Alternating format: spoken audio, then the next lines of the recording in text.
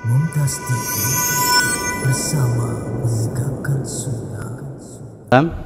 Semoga juga tercurah kepada keluarganya, kepada para pengikutnya, kepada kita semua yang kita berusaha untuk bisa mengikuti jejak Nabi Muhammad SAW, yang semoga kita bisa dimasukkan ke dalam golongannya. Amin ya robbal alamin. Baik hadirin yang dimuliakan Allah Subhanahu wa taala, izinkan saya Hafidz sebagai pembawa acara untuk kegiatan tabligh akbar di sore hari ini untuk membuka acara kita dengan bacaan basmalah ya. Bismillahirrahmanirrahim. Dan alhamdulillah ya, kita kehadiran tamu istimewa, kehadiran guru kita yang akan memberikan pencerahan dan ilmu yang sangat bermanfaat, yang harapannya semoga bisa menjadi bekal bagi kita untuk bisa menjalani kehidupan kita di dunia ini, utamanya sebagai seorang muslim. Kita sapa terlebih dahulu Ustadz Aminur Bait hafizahullah ta'ala yang sudah berada di samping saya. Assalamualaikum Ustadz. Waalaikumsalam warahmatullahi wabarakatuh. Gimana kabar Ustadz? Sehat? Alhamdulillah baik. Gimana kabarnya Mas Hafid? Alhamdulillah sehat juga Ustadz. Iya. Kita senang sekali bisa kehadiran Ustadz, dan tentunya kami ucapkan jazakumullahu khairan Ustadz, barakallahu fikum atas waktu yang sudah disempatkan untuk bisa kembali hadir di Cirebon. Mudah-mudahan nggak bosan Ustadz ya. Bisa hadir di Cirebon. Ustadz, ini safari dakwah ya, perjalanan tadi lancar Ustadz ya dari Majalengka? Alhamdulillah, karena tol nggak macet jadi lancar. Masya Allah, lewat tol ya, Masya Allah. Iya benar-benar. Jadi ini merupakan sebuah anugerah dari Allah Subhanahu wa taala untuk kita bisa kembali mengambil faedah ilmu dari Ustadz Aminur Bait di kesempatan sore hari ini. Ustadz, tentang pembahasan kita yaitu integritas seorang muslim ya. Tentunya kita sebagai seorang muslim itu kan dalam menjalani kehidupan di dunia ini harus punya tujuan dan juga arah hidup Ustadz ya. Dan beberapa tujuan yang harus kita jalani yaitu sebagai seorang muslim adalah kita harus dianjurkan untuk beribadah kepada Allah Subhanahu wa taala. Dan untuk mencapai tujuan hidup itu tentu saja tujuan hidup yang diinginkan oleh syariat ya. Mungkin kita tidak bisa sempurna seperti apa yang diajarkan oleh Rasulullah SAW untuk meniru secara sempurna, itu mungkin susah tadi ya. Tetapi paling tidak kita bisa berusaha untuk menjadi muslim yang ideal. Nah, untuk menjadi muslim yang ideal ini nanti Ustadz akan menyampaikan beberapa poin-poinnya ya.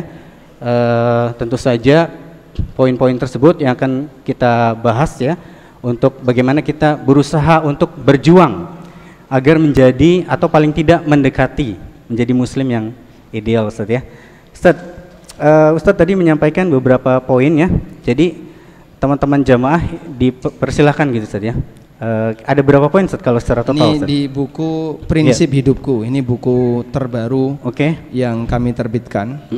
Dan dia membahas tentang integritas seorang muslim. Integritas seorang muslim. Apa sih prinsip yang seharusnya dimiliki oleh seorang muslim agar dia bisa menuju lebih ideal? Masya Allah. Kalau jadi muslim yang ideal seperti layaknya seorang nabi kan tidak mungkin. Masya Allah. Karena kita tidak maksum.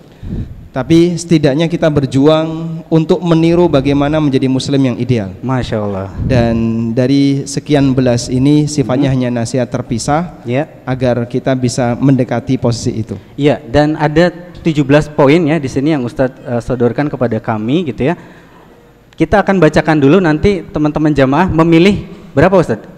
Teman-teman jamaah boleh memilih berapa? Waktu kita sampai jam berapa? 5:30. Sampai 5:30. Iya. Sampai maghrib. Saya maghrib 17.40. Baik ya, kurang lebih benar nggak? 3 atau 4 materi insya Allah bisa kita bahas. 3 sampai 4 poin. Nah, jadi kita akan bacakan 17 poin ini, poin-poinnya. Silakan nanti teman-teman jamaah memilih dari 4 poin, dari 17 poin tersebut memilih 4 poin ya. Harus kompak ya Ustadz ya, berarti ya. Nggak boleh ada yang nggak sama gitu ya pilihannya Ustadz ya. Kalau terjadi khilaf nanti kita ambil yang paling roji. Masya Allah, yang paling banyak, yang paling roji. Masya Allah, Masya Allah. Baik, kita bacakan dulu Ustadz ya, untuk 17 poin yang ada di hadapan saya ini. Yang pertama adalah selalu jaga niat baik. Yang kedua, jagalah keselamatan iman. Kemudian yang ketiga, jangan lewatkan sehari tanpa menambah ilmu. Yang keempat, tentang waktu, barang berharga yang terabaikan. Poin kelima, tanamkan semangat mengamalkan sunnah. Keenam, jangan lewatkan sehari tanpa memberi manfaat bagi umat. 7, dahulukan yang paling penting. 8, Anda tidak punya kepentingan dengan urusan orang lain. 9, jangan tinggalkan sunnah yang rutin. 10, jadilah manusia 0 kezoliman. 11, hindari sengketa. 12, belajarlah untuk tawakal, hidup ini penuh ujian. 13, akhlak baik bisa dipelajari. 14, jangan biarkan dirimu nganggur. 15, jangan ujub, siapa yang jamin amalmu diterima. 16, selalu husnuzon kepada sang pencipta. Kemudian yang ke-17 yang terakhir, berbuat baiklah di sisa usia. Nah, dari 17 poin tersebut, silakan teman-teman jamaah memilih 4 poin. 4 poin yang akan kita bahas. Ayo apa? Ayo sebutkan. Tadi 17 poin semua kedengaran ya? Nomor berapa? Kecepatan katanya Ustaz. Kecepatan. Baik, yang pertama nomor berapa? Jagalah niat. Hah? Selalu ikhlas. Jaga niat. Jaga niat, yang selalu kedua, ikhlas. Jaga niat baik ya. Jaga niat baik ya, sudah. tadi udah yang ya. kedua. Jaga niat baik. 8. Anda sepakat, tidak 8. punya kepentingan dengan urusan orang lain. Waduh, kayaknya 6. 6 apa 6? 6, jangan lewatkan sehari tanpa bermanfaat buat bagi umat. Seperti itu. Berarti 1, 6, 8 sama 17. Wah, ini 19. Nggak ada 19. Baik. Ya, nanti Tidak. nomor 8. Tadi Baik. nomor 8 udah ya. Ini milih aja udah lama loh ini. Ayo satu lagi. 17 katanya Ustaz, berbuat baik di sisa usia. 17, Boleh, Ustaz? berbuat baiklah di sisa usia. Sudah? Iya, sudah. Berarti kurang 1. 1, 6, 8. Tadi yang kan 1 tadi. 1, 6, 8 sama 17. Oke. Bismillah. Ya. Masya Allah. Silakan, pilihan Ustaz. Anda yang sulit-sulit ya.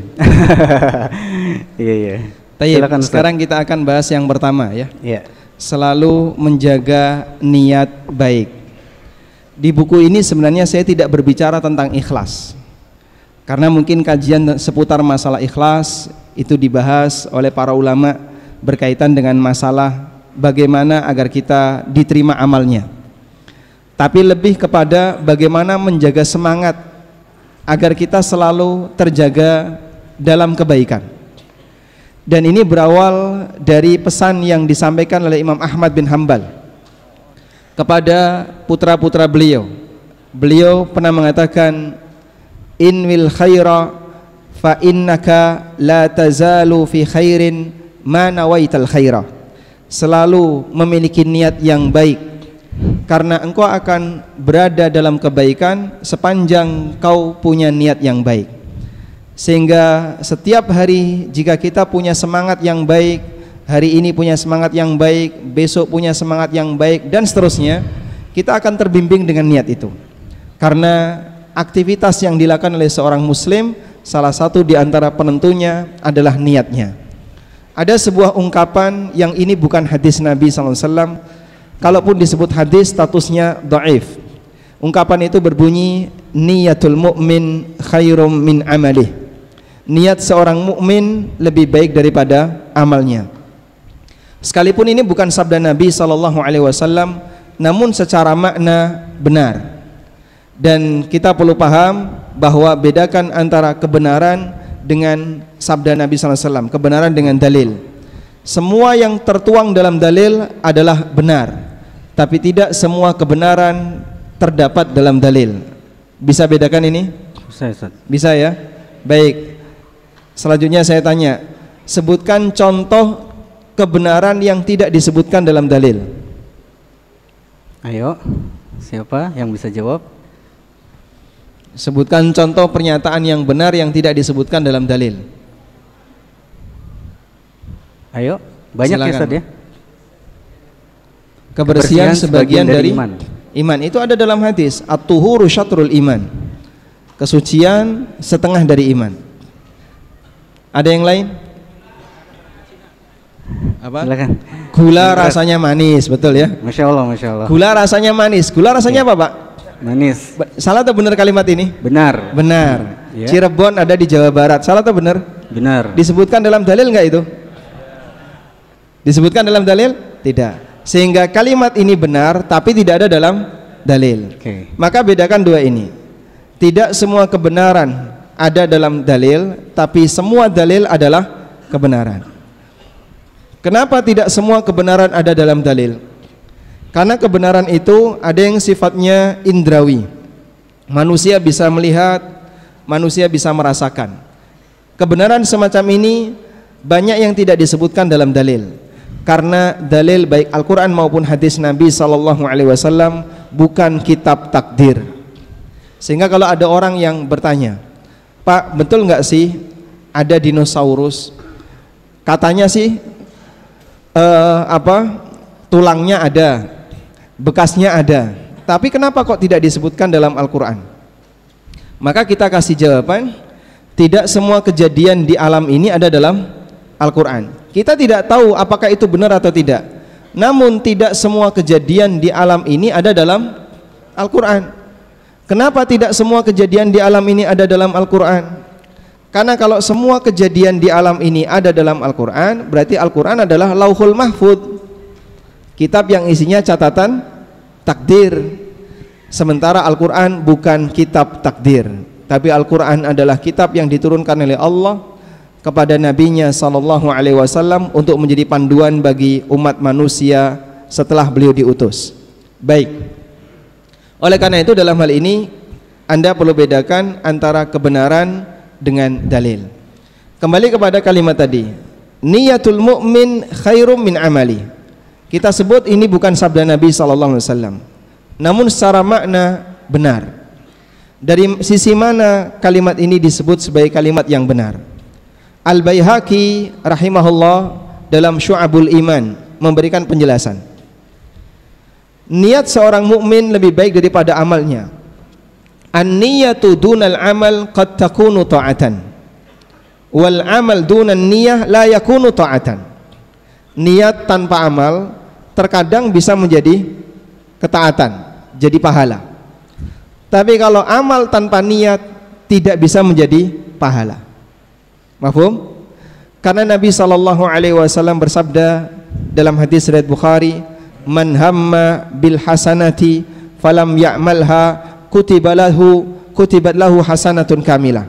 Barang siapa yang punya keinginan untuk berbuat baik tapi dia tidak berhasil melaksanakannya, maka dicatat untuknya satu kebaikan. Dan ada banyak sekali kondisi di mana Allah Ta'ala memberikan kebaikan bagi hambanya, di mana ketika sang hamba itu punya niat yang baik dan tidak berhasil untuk melakukannya, Allah tetap catat dia mendapatkan pahala sesuai dengan niatnya. Sebagai contoh, ada orang punya kebiasaan amal soleh yang rutin, hingga pada suatu ketika dia punya uzur, baik karena safar atau karena sakit. Nabi SAW mengatakan, idza maridal abdu aw safara kutibat lahu ma kana ya'malu muqiman sahiha. Apabila ada seorang hamba yang sedang sakit atau dia safar, maka tercatat untuknya sebagaimana kebiasaan amal soleh ketika dia sehat dan ketika dia tidak safar. Kenapa tetap dicatat sebagai pahala? Karena yang bersangkutan niatnya nggak putus. Sehingga ada orang punya kebiasaan puasa Senin Kemis, suatu ketika di hari Senin dia sakit, maka dia nggak puasa. Dia nggak puasa sebabnya apa? Uzur sakit, bukan karena malas untuk puasa. Mungkin dia masih punya niat, punya keinginan untuk berpuasa, namun karena ada uzur, niat itu tidak terlaksana, sehingga Allah Subhanahu wa Ta'ala tetap memberikan catatan pahala baginya. Itulah anugerah yang diberikan oleh Allah bagi kaum muslimin, sehingga ada orang yang tidak beramal, tapi karena niatnya tetap terjaga, Allah tetap lanjutkan pahalanya. Dan ada banyak sekali kaum muslimin yang punya niat baik tapi tidak berhasil diwujudkan. Contoh yang paling gampang yang sering kita jumpai adalah dalam masalah haji.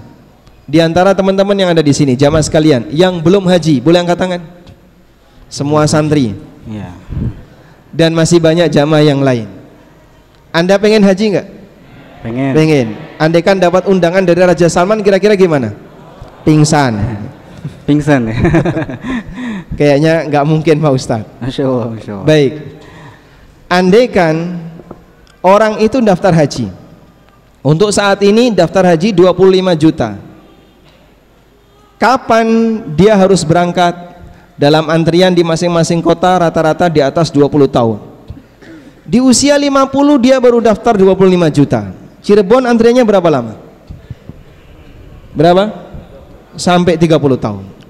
Di usia 50 dia baru daftar, 30 tahun ke depan kurang lebih baru dapat antrian. Masya Allah. Terus gimana ini Pak? Ada sebagian orang yang sampai disarankan, udah itu ambil aja danamu, daripada duit kamu dipakai bangun tol. Ada sebagian orang yang nggak mau, nggak, saya tetap bertahan. Duit itu tidak akan saya ambil. Kenapa? Dia nggak mau mutus niat. Maka sejak dia daftar senilai 25 juta lalu dapat porsi haji, berarti dia sudah berazam kuat untuk berangkat haji. Sampai kapan dia akan berangkat? Wallahu alam. Sampai satu kondisi, andaikan orang ini meninggal dunia dalam posisi uangnya belum ditarik, maka dia mati dalam penantian. Dia mati dalam penantian. Insya Allah Allah Subhanahu wa Ta'ala akan tetap memberikan catatan pahala sebagaimana dalam hadis yang tadi kita baca. Man hamma bil hasanati falam ya'malha kutibat lahu hasanatun kamilah. Maka Bapak Ibu nggak perlu khawatir. Pak Ustadz, saya kalau diminta haji plus rasanya nggak sanggup. Plus harganya berapa? Sampai 300-an juta. Ini KPR aja belum lunas.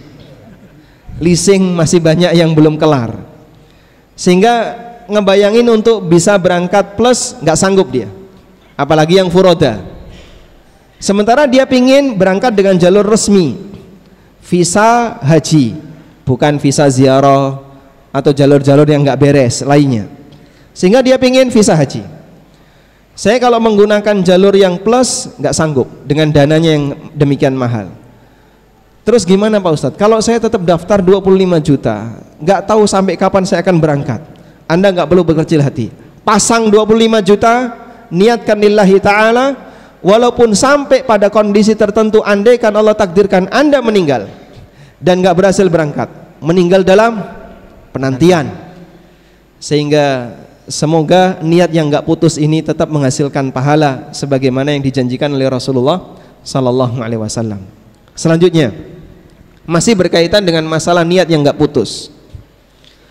Allah Ta'ala memberikan janji bagi orang yang beriman, illal ladzina amanu wa amilus salihati falahum ajrun ghairu mamnun. Kecuali orang mukmin yang beramal saleh, maka mereka mendapatkan pahala yang ghairu mamnun, yang tidak pernah putus. Janji ini seperti yang Allah sebutkan untuk nabinya sallallahu alaihi wasallam. Wa innalaka la ajran, Nabi Muhammad SAW dipuji oleh Allah, wa innalaka la ajran ghairu mamnun, dan engkau wahai Muhammad memiliki pahala yang tidak pernah putus. Sehingga Allah Subhanahu wa taala memberikan janji bagi orang mukmin ajrun ghairu mamnun, dan Allah juga memberikan nabinya sallallahu alaihi wasallam ajrun ghairu mamnun. Apa yang dimaksud ajrun ghairu mamnun untuk orang-orang yang beriman? Kalau Nabi mungkin kita bisa memahami karena beliaulah yang mengawali kebaikan, sehingga amal soleh yang dilakukan oleh seluruh umatnya sepanjang hidup ini, Nabi SAW turut dapat pahalanya. Sebab bagian dari kemurahan Allah, man sanna fil islami sunnatan hasanah falahu ajruha wa ajru man amila biha. Barang siapa yang mengawali amal yang baik, maka dia mendapatkan pahala dari amal itu dan pahala dari setiap orang yang mengikutinya. Makanya Ibnu Imad, muridnya An-Nawawi, ketika beliau ditanya berkaitan dengan fenomena orang yang menghadiahkan Al-Fatihah kepada Nabi sallallahu alaihi wasallam, beliau menyampaikan, ngapain orang menghadiahkan Fatihah untuk Rasulullah sallallahu alaihi wasallam sementara setiap orang itu beramal otomatis beliau dapat pahala. Sehingga mau dihadiahkan maupun tidak dihadiahkan, otomatis Rasulullah sallallahu alaihi wasallam mendapatkan pahala dari bacaan Al-Fatihah yang dibaca oleh seluruh umat beliau sallallahu alaihi wasallam, karena beliau yang mengawali mengajarkannya. Baik. Terus bagaimana dengan mukmin yang mereka tidak punya amalan sebagaimana amal nabinya? Bagaimana dia bisa mendapatkan ajrun ghairu mamnun? Ada sebuah riwayat yang dikutip oleh Al-Qurtubi dari Ibnu Abbas radhiyallahu anhuma. Beliau menyebutkan, bagi orang yang dia punya kebiasaan baik ketika masih muda. Boleh saya pinjam ini? Boleh, Ustaz. Baik, biar saya bisa bacakan catatannya ya. Iya. Nah, berkaitan dengan ada orang yang dia punya kebiasaan baik di usia senja. Ada keterangan yang disampaikan oleh Ad-Dhahhak. Beliau meriwayatkan dari Ibnu Abbas radhiyallahu anhu. Saya bacakan. Idza kana al-'abdu fi shababihi katsiras salah, katsiras siyam was sadaqah, thumma dha'afa 'amma kana ya'malu fi shababihi. Apabila ada seorang hamba di usia mudanya, di usia muda dalam arti ketika dia masih kuat fisiknya, dia rajin salat, dia rajin puasa, dia rajin sedekah, thumma dha'afa 'amma kana ya'malu fi shababihi, hingga pada kondisi tertentu dia tidak lagi sanggup untuk melakukan sebagaimana kebiasaannya ketika masa mudanya. Ini dengkul ada saatnya, ini lutut Pak ya, nggak bisa ditekuk. Ini badan ada saatnya nggak bisa naik ke lantai 2 ketika mau sholat jamaah di Masjid As-Sunnah. Ini fisik mungkin nggak bisa lagi diajak untuk pulang pergi ke masjid 5 waktu dalam sehari. Ini badan barangkali nggak bisa lagi diajak untuk kajian rutin yang diselenggarakan di sekitar kita. Kata Ibnu Abbas, ajrallahu azza wa jalla lahu ma kana ya'malu fi syababihi. Maka Allah Ta'ala akan tetap memberikan pahala kepada yang bersangkutan sebagaimana kebiasaan yang dia lakukan di masa mudanya. Masya Allah. Allahu Akbar. Itulah yang dimaksud ajrun ghairu mamnun, pahala yang gak pernah putus. Sehingga jenengan leren ibadah, jenengan berhenti, Bapak Ibu berhenti ibadah, tapi pahalanya terus mengalir sesuai dengan kebiasaan sebelum dia mengalami kondisi uzur ini. Karena fisik ketika ditunggu makin kuat atau makin lemah? Makin lemah. Yang namanya fisik Pak, semakin ditunggu makin lemah atau makin kuat? Dia grafiknya mengalami penurunan. Sampai pada posisi tertentu berhentilah fisik ini, nggak bisa lagi diajak ke masjid, nggak bisa lagi diajak kajian, nggak bisa lagi diajak amal saleh. Di waktu itu mungkin semangatnya nggak putus. Orang tua ini di atas ranjang, tapi semangatnya melebihi yang muda, maju ke depan, namun jasadnya nggak sanggup untuk diajak. Pahalanya terus mengalir. Itulah ajrun ghairu mamnun. Maka kalau ada dokter yang ngasih nasihat kayak gini, mumpung masih muda Mas, rajinlah olahraga, karena olahraga itu tabungan kesehatan di hari tua. Katanya begitu ya. Amal soleh adalah tabungan pahala di hari tua. Rutinitas yang Anda jalankan nanti sampai posisi tertentu tidak bisa dilakukan karena uzur usia, uzur fisik, pahala nggak putus sebab niatnya masih ada, namun fisiknya tidak bisa dipaksakan untuk melakukannya. Maka mumpung masih kuat, yang usia 70 ada usia 70. Usia 70. Usia 70. 70. Ya? Berapa? 78. Masya Allah. Masya Allah. Yang 78 setengah ada. Masih sanggup naik ke lantai 2 untuk ikut kajian. Bisa jadi dalam kondisi tertentu fisik sudah nggak bisa lagi diajak untuk itu. Tapi Allah Ta'ala tidak menyanyiakan kebiasaan amal soleh seorang muslim Allah tetap memberikan aliran pahala baginya sesuai dengan ketaatannya. Pengen dapat kayak gini, Pak? Itulah janji Allah, illal ladzina amanu wa amilus salihat falahum ajrun ghairu mamnun. Orang yang beriman dan beramal saleh, dia dapat pahala yang terus mengalir. Maka pasang niat yang baik setiap hari. Di hari ini Anda punya niat apa untuk kebaikan? Di hari besok punya niat apa untuk kebaikan? Setiap hari kita recharge niat ini agar pahala itu terus mengalir. Wallahu alam. Ya, Masya Allah, itu dia poin yang pertama Ustaz ya, tentang selalu menjaga niat yang baik.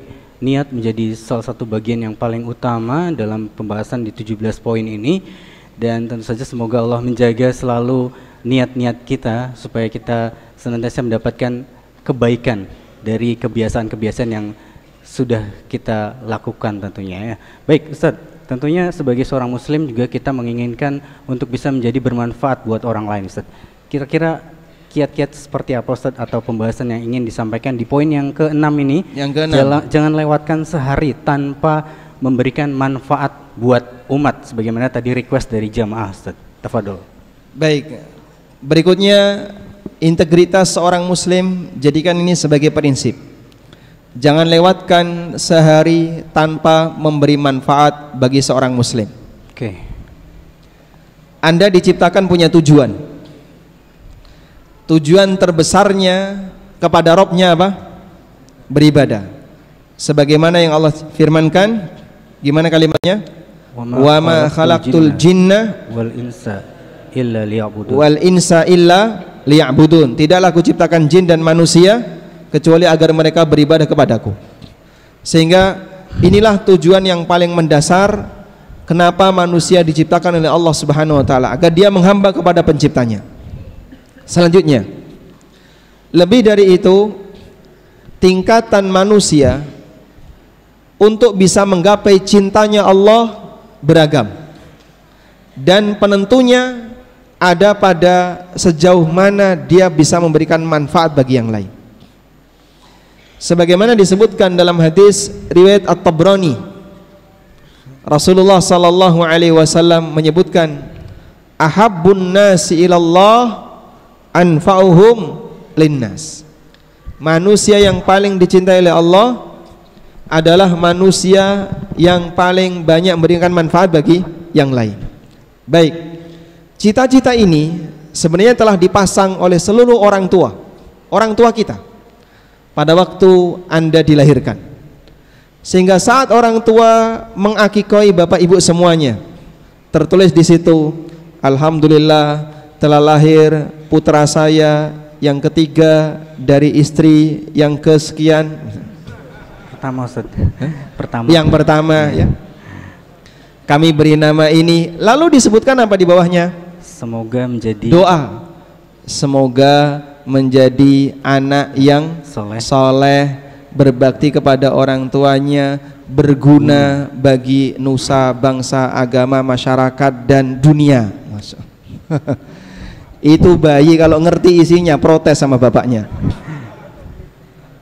Coba, Masya Allah, harapan orang tua luar biasa. Siapapun anak yang didoakan dalam akikah, bapaknya pingin agar anak ini jadi manusia serbaguna.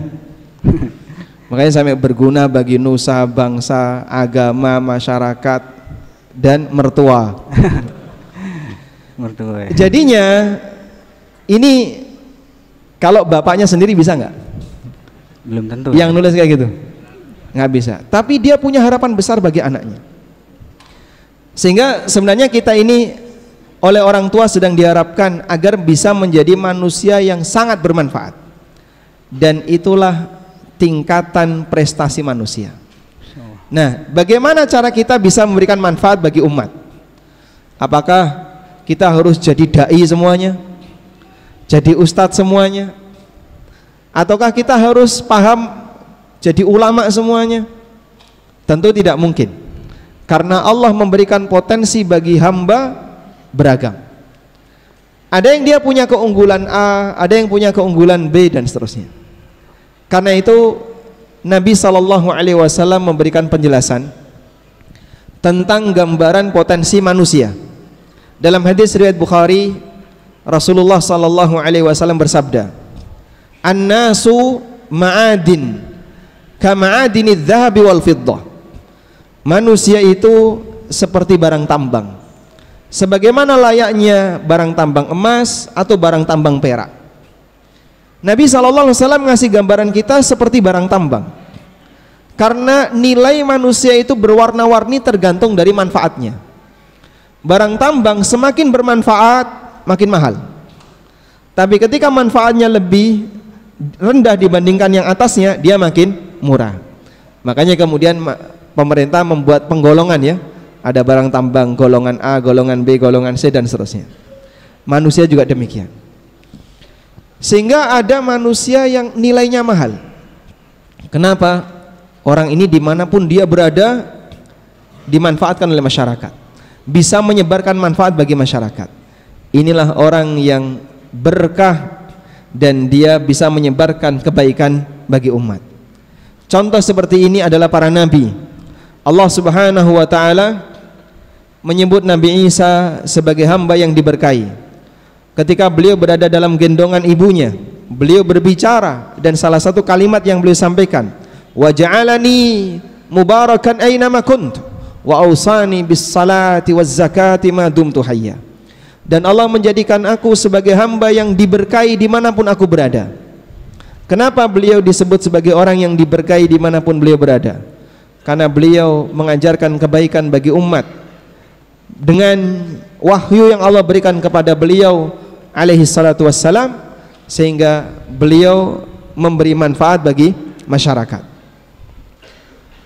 Nabi sallallahu alaihi wasallam ngasih gambaran ada juga barang tambang yang derajatnya di bawahnya, sehingga dia tidak sebagaimana orang pertama, tapi dia masih punya manfaat sesuai dengan kelasnya. Intinya masing-masing barang tambang ini saling melengkapi. Ada yang nilainya mahal dan ada yang nilainya murah, tapi semuanya saling melengkapi. Anda bisa lihat satu bangunan ini. Dalam bangunan ini ada berapa jenis barang tambang? Ada berapa jenis? Enggak ngitung Pak Ustadz. Pokoknya yang jelas banyak. Dari sekian jenis barang tambang ini ada yang nilainya mahal, ada yang murah, tapi saling melengkapi. Sehingga nggak mungkin ada orang, "Pak, saya mau bangun rumah pakai yang paling mahal saja."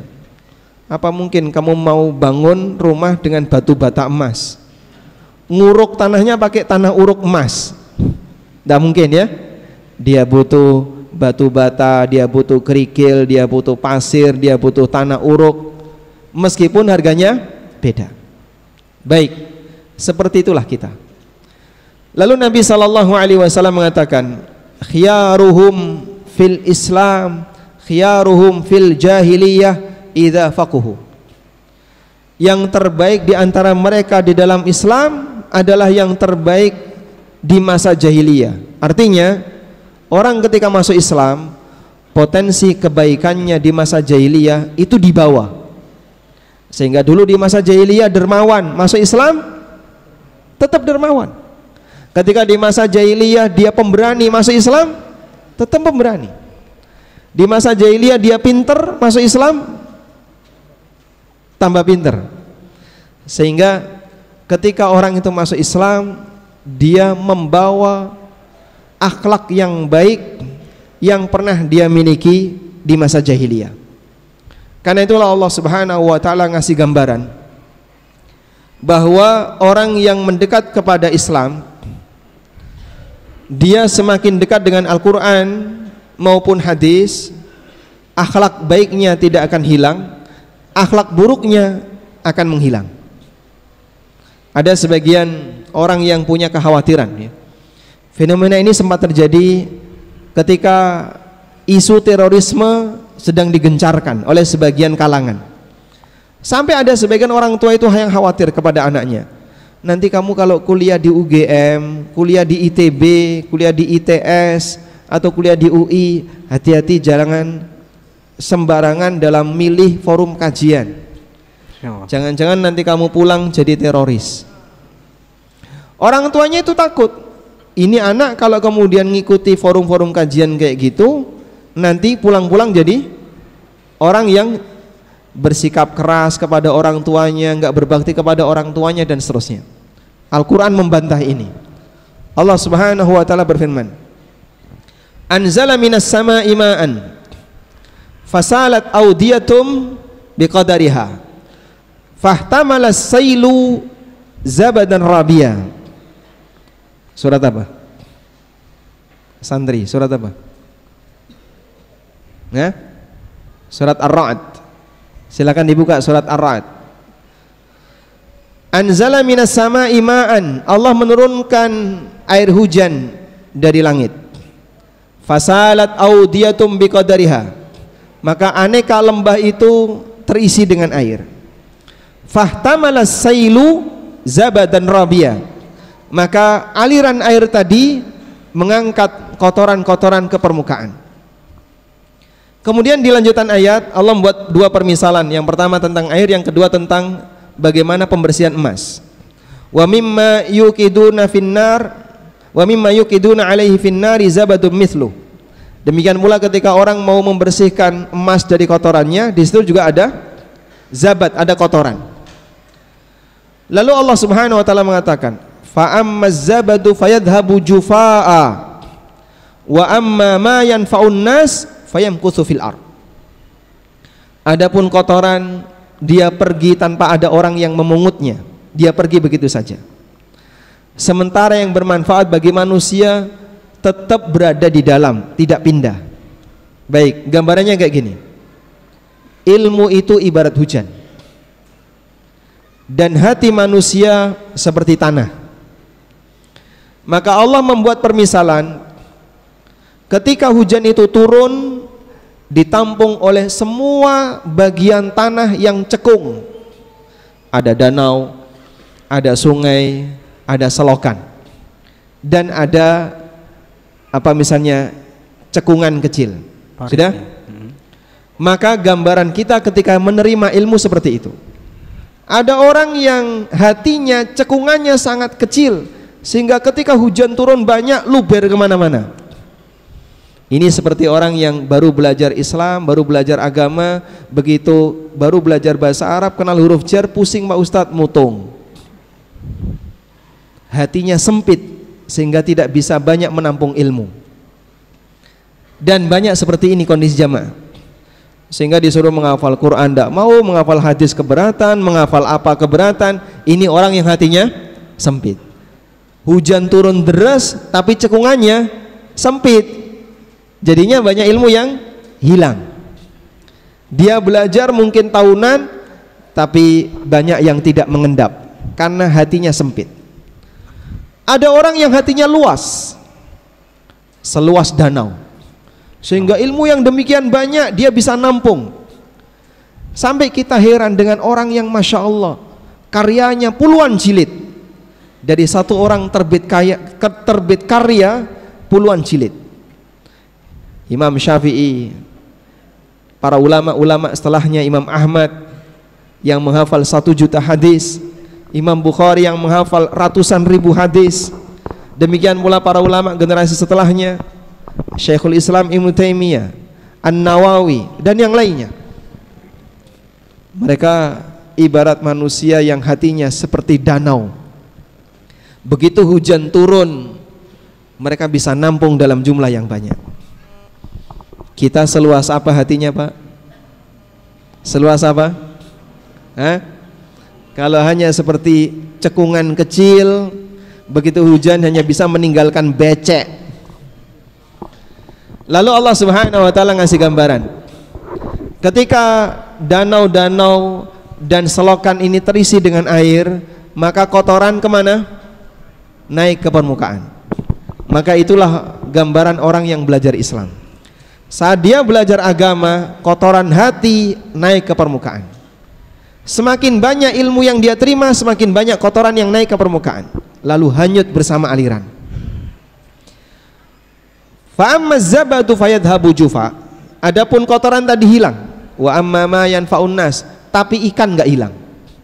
Sehingga ketika Anda lihat sungai di musim kering, yang terlihat di permukaan apa? Sungai di musim kering yang terlihat di permukaan apa?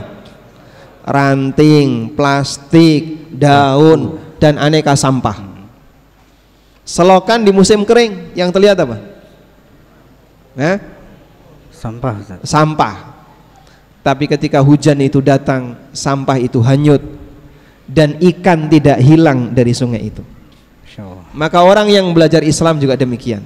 Ketika orang belajar Islam, akhlak buruknya hilang, akhlak baiknya bertahan. Makanya nggak ada ceritanya mendekat kepada ilmu agama dikhawatirkan jadi terorisme. Itu teorinya siapa? Dikhawatirkan jadi teroris, jadi radikal. Teorinya siapa? Tidak ada, Pak. Semakin dekat dengan agama, maka yang biasanya berbakti kepada orang tua semakin berbakti. Yang dermawan makin dermawan, yang baik hati makin baik hati. Dengan modal seperti ini, orang bisa menularkan kebaikan itu bagi orang lain. Dan inilah kunci prestasi seorang hamba. Oleh karena itu jamaah, bedakan antara potensi dengan manfaat. Ada orang yang punya potensi, tapi potensi itu hanya untuk kepentingan pribadi.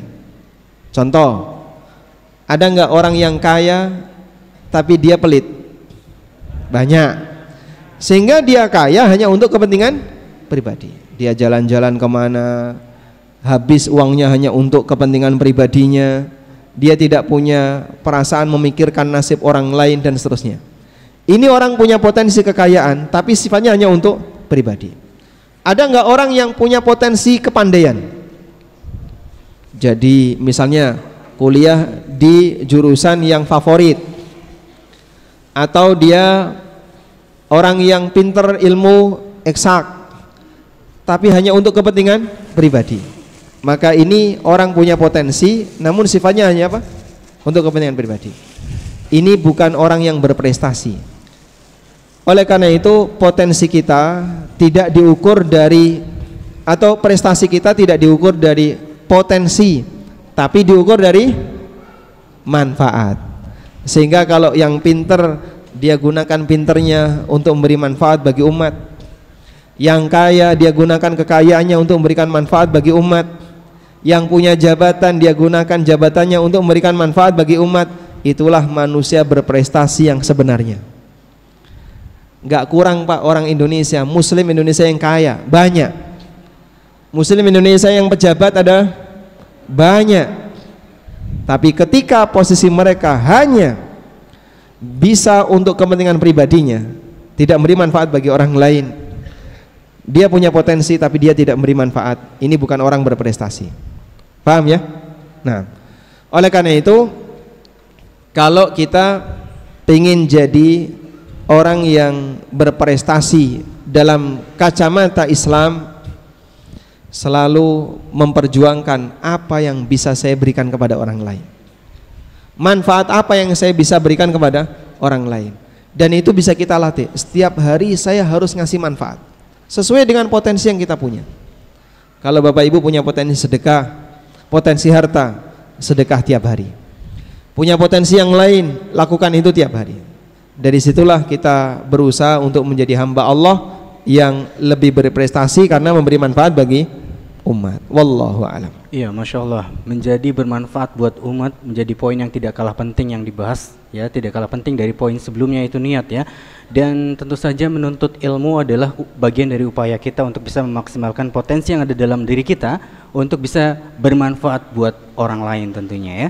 Baik, poin yang selanjutnya adalah, ya, terkadang kita, Ustaz, ya, sebagai seorang manusia gitu ya, kita mendapati orang-orang di sekitar kita yang begitu kepo dengan urusan orang lain, Ustaz. Nah, ini menjadi suatu permasalahan sendiri ketika memang keponya itu terlalu berlebihan, Ustaz, ya. Nah, ingin mengetahui urusan orang lain itu bagaimana dalam pandangan syariat, Ustaz? Seperti yang terdapat di poin 8 tadi, Ustaz. Baik, sekarang kita beralih ke poin 8. Anda sudah ngantuk? Masih belum? Panjang waktu kita. Masih kepanasan? Masih kepanasan. Sudah mulai adem ya? Yeah. Nah, sabar. Baik. Sekarang kita membahas tentang poin yang ke-8. Iya. Anda tidak punya kepentingan dengan urusan orang lain. Hidup akan terasa nyaman ketika kita fokus dengan apa yang bisa mengantarkan kepada kebahagiaan kita di akhirat. Dan terkadang kita akan ketambahan beban kalau kita turut memikirkan urusan orang lain padahal kita tidak punya kepentingan dengan itu. Cuman kadang yang namanya hati, dia punya penyakit seneng kepo dengan urusan orang lain. Contohnya gimana Pak? Itu kalau ada berita viral tentang ustadz tertentu, Masya Allah, sampai diteliti detail gitu ya. Kadang kita juga merasa heran, kenapa bagi para jamaah ustadz itu termasuk korban yang dicari rahasianya. Pengen tahu ya, jumlah istrinya berapa, jumlah anaknya berapa, siapa nama anak-anaknya, apa manfaatnya. Dan kadang apalagi kalau sudah punya masalah, ini punya masalah dengan keluarganya, diangkat ke permukaan. Ustaz Abdullah Zain itu kan pernah bilang ya, pernah menyampaikan dalam keterangan beliau tentang masalah ketenaran. Apa sih dampak buruk ketika orang itu jadi terkenal? Privasinya terganggu. Sehingga orang kadang kepo terhadap orang terkenal ini sampai bagian privasinya itu dikejar. Dan ternyata korbannya jamaah yang sudah ngaji adalah gurunya mereka. Allahu Akbar. Nabi SAW ngasih peringatan, min husni islamil mar'i. Coba santri diulangi, min husni islamil mar'i tarkuhu ma la ya'ni. Bagian dari tanda kesempurnaan Islam seseorang, dia meninggalkan apa yang bukan menjadi kepentingannya. Sehingga kalau bagian itu bukan kepentingan kamu nggak usah ngurusi. Sibukkan diri Anda dengan sesuatu yang bermanfaat bagi Anda. Dan jangan terlalu sibuk dengan sesuatu yang Anda tidak punya kepentingan dengannya. Alhamdulillah ya, kita bisa lihat fenomena yang mungkin sekitar awal tahun 2000-an itu banyak terjadi, belakangan sudah mulai bosan dan ditinggalkan. Sehingga dulu sekitar tahun 2001, 2002 ke atas itu, yang namanya fenomena tahdzir menjalar di mana-mana. Dan fenomena ini efeknya adalah karena berita yang tersebar tanpa kontrol. Sehingga punya berita parsial apa, laporkan ke ustadz, ustadz saya tadi melihat ustadz ini kayak gini, laporkan. Berita parsial apa, laporkan lagi ke sana. Akhirnya saling melaporkan. Yang ini lapor kanan, yang ini lapor kiri. Siapa yang melaporkan? Jamaah, muridnya. Di permukaan hubungannya baik-baik saja, dipanas-panasi oleh murid-muridnya bawahannya. Sehingga ada orang yang terkadang dia jadi tegang, sebabnya apa? Muridnya yang tidak bisa jaga perasaan gurunya. Dikit-dikit saling melaporkan, ustadz ini kayak gini, ustadz ini kayak gini. Biar dia merasa punya pembelaan, dilaporkan ke ustadz yang lain. La haula wala quwata illa billah. Inilah orang yang masyaim binamim. Dia berjalan di muka bumi untuk menyebarkan namimah. Dan Nabi SAW mendoakan keburukan bagi an-namam, bagi orang yang suka menyebarkan namimah. Apa sih namimah itu Pak? Naqlul khabar min ajlil ifsad, memindahkan informasi dengan tujuan ngerusak hubungan. Dan itu berangkat dari kepo-kepo tadi. Sehingga kadang ada orang yang ketika ada pembahasan tertentu, ada tambahan informasi yang negatif, akhirnya membuat orang jadi tegang. Baik, contoh sederhana, saya dengan si A punya hubungan baik, nggak ada masalah. Sehingga ketika ketemu si A akrab, nyantai, nyaman ketika ngobrol dan seterusnya. Hingga suatu ketika si B lapor, Pak, tak kasih tahu ya, kemarin saya kepergok si A, dia sedang megang rokok. Dengan satu kalimat itu saya mendengar si A kepergok megang rokok. Suatu ketika saya ketemu si A, perasaannya berubah nggak? Bukan saya yang memergoki si A, tapi saya dapat informasi dari si B kalau si A ketahuan memegang rokok. Akhirnya hubungan saya dengan si A jadi kurang nyaman. Ketika ketemu si A, perasaan ini berbunyi, orang ini pernah megang rokok, megang aja ya. Nah. Maka yang kayak gini bersumber dari ketika orang suka menyebarkan keburukan orang lain tanpa misalnya dia tahu latar belakangnya dan seterusnya. Apa manfaatnya? Karena itu bedakan jamaah. Pembahasan ini tidak berkaitan dengan masalah ingkarul mungkar. Ingkarul mungkar itu disyariatkan dalam Islam, tapi caranya tidak seperti ini. Ingkarul mungkar itu tidak ada unsur tajassus, tidak ada unsur memata-matai. Suatu ketika Ibnu Mas'ud dilapori oleh muridnya, fulan tercium bau khamr di rumahnya. Tercium bau khamr di rumahnya. Lalu apa kata Ibnu Mas'ud? Kita tidak diperintahkan untuk tajassus. Kita tidak diperintahkan untuk memata-matai. Sehingga kalau dia berbuat maksiat ketika sendirian, tidak dilihat oleh orang lain, kita tidak punya wewenang untuk tajassus, untuk mata-mata, kemudian cari tahu sampai masuk ke dalam rumah. Tidak boleh, karena rumah itu wilayah dia dan orang lain tidak punya hak untuk masukinya. Tapi kalau memergoki orang lain sedang berbuat maksiat dan Anda lihat, maka Nabi SAW ngasih izin, ingatkan orang ini, man ra'a minkum mungkaran falyughayyirhu biyadi fa illam yastati fa bilisani fa illam yastati fa biqalbi wa dzalika adhaful iman. Siapa yang melihat kemungkaran di antara kalian, ubah kemungkaran itu dengan hatinya, kalau nggak bisa dengan lisannya, kalau nggak bisa dengan tangannya, dengan lisannya, dengan hatinya. Baik. Sehingga kalau ada orang yang sedang berbuat maksiat di depan Anda, ingatkan dia, kamu kayak gini tidak boleh. Orang itu mungkin beralasan, ini urusan pribadi saya, ngapain kamu ngurusi? Iya, kamu punya urusan pribadi, tapi maksiat kamu urusan saya. Karena semua maksiat kita punya urusan. Sebab kalau maksiat semuanya dibiarkan, dampak buruknya apa? Yushiku ayya ummahumullah bi'adzabihi. Hampir saja Allah Ta'ala akan menyamaratakan mereka untuk mendapatkan azab.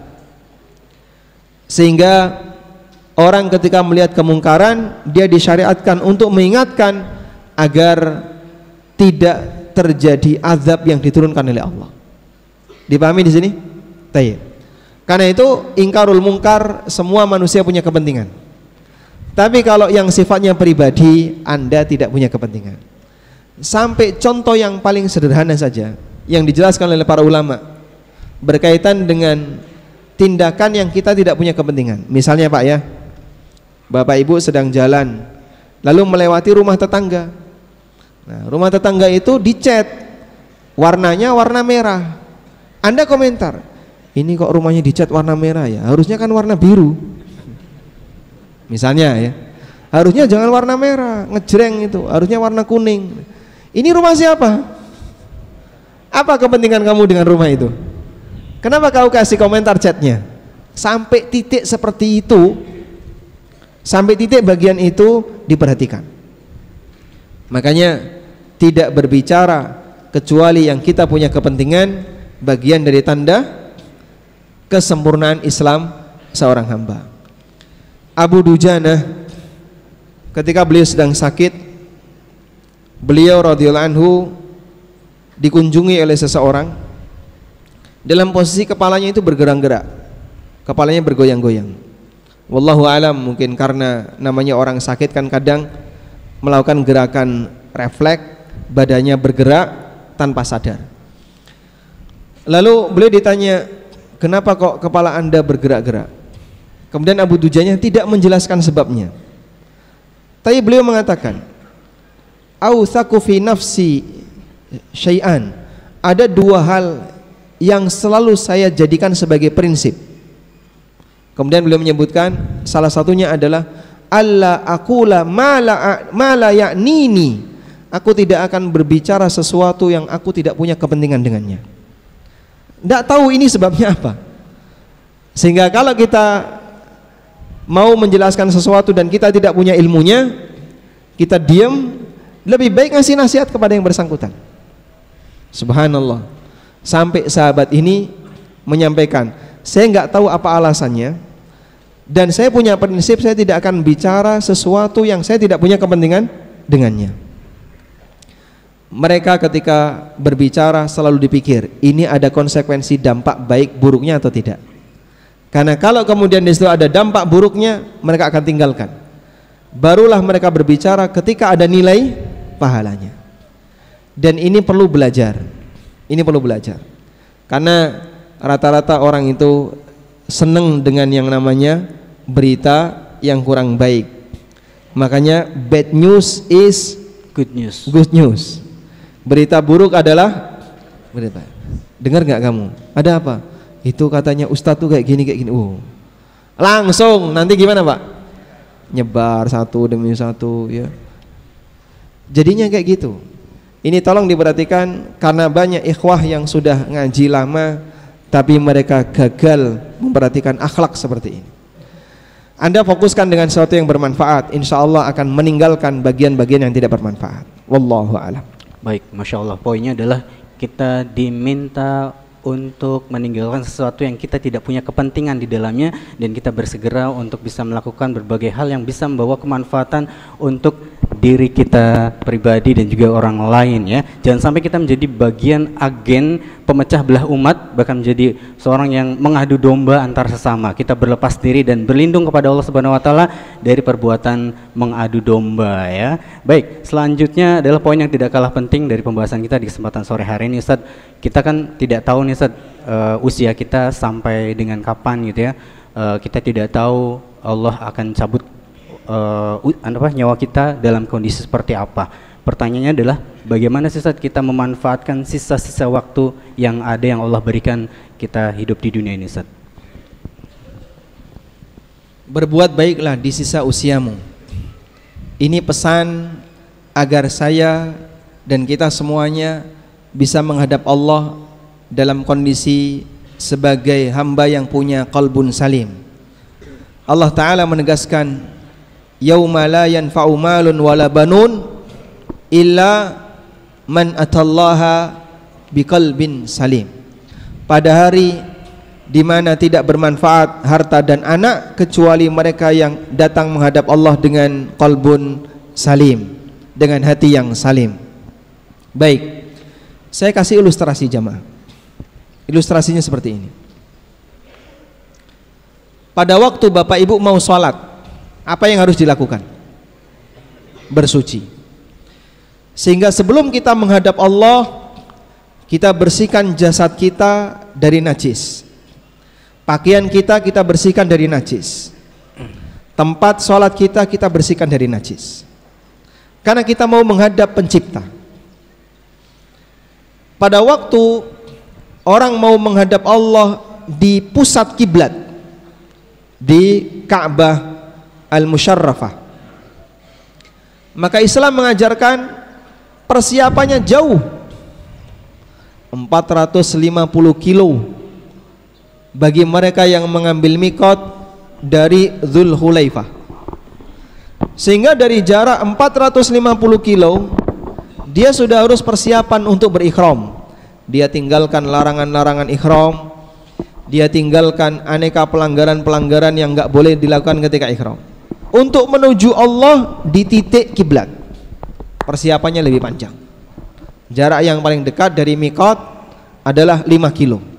Sehingga mau menghadap Allah di titik mikot, di titik kiblat, dia harus persiapan jarak yang paling dekat 5 kilo, yaitu Tan'im. Sudah? Orang yang mati dia akan menghadap Allah. Dan kita semua akan pulang menuju Allah untuk menghadap Allah. Maka jadilah hamba yang ketika menghadap Allah dalam kondisi bersih batinnya. Itulah qalbun salim. Dia menghadap Allah dalam keadaan bersih batinnya. Dengan cara apa? Sucikan diri kita dengan banyak bertobat kepada Allah Subhanahu wa taala. Dan isi dengan kebaikan-kebaikan agar kita punya harapan yang besar di sisi Allah berupa pahala yang Allah janjikan. Karena itu jamaah, sebelum persiapan berpulang menuju Allah, dalam rangka persiapan untuk berpulang menuju Allah, sudah saatnya kita bersihkan diri kita. Sudah saatnya kita sucikan diri kita dengan banyak mohon ampun kepada Allah, dengan banyak bertobat kepada Allah.